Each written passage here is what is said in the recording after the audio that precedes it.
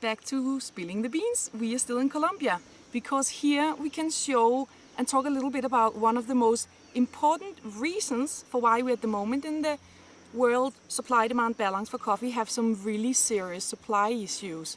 Climate change is by far the #1 reason today for coffee growers to not be able to maintain their crops in an easy way. You have rains, you have excessive rains, and go from the excessive rains to other extremes of drought. In one same region you can have two different scenarios. What we see in Colombia is for 5 years, and because Colombia is located right on the equator, where you both have a crop cycle that corresponds to the northern hemisphere and the southern hemisphere, Colombia has production of coffee year-round. But that also makes climate change much more difficult to manage and administrate. And one of the big myths in coffee is that when there are high prices, coffee producers immediately invest back into the farms.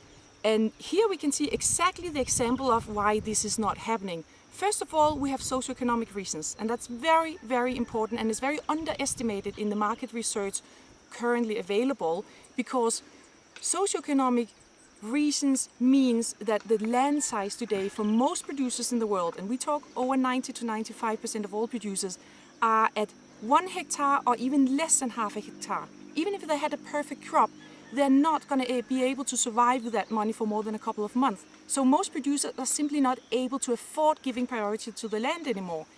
And for that same reason, they can't afford to invest anything. Among the few who have a little bit more land, what we see is here in Colombia. When prices surged to $3 in 2010 and 11 in the New York Arabica market, even with these prices, what happened was that food prices, energy prices, fertilizer had tripled in the same year. So there wasn't done any fertilization and investment in the plant. So what happens is exactly as we see here in Buena Vista, one of the small coffee communities. We have the new coffee that was renovated from different pest controls. And then we have a huge field with green grass, which was all abandoned and never turned back into coffee. A little further down we see coffee, land that used to be coffee, that was uprooted and switched to other crops.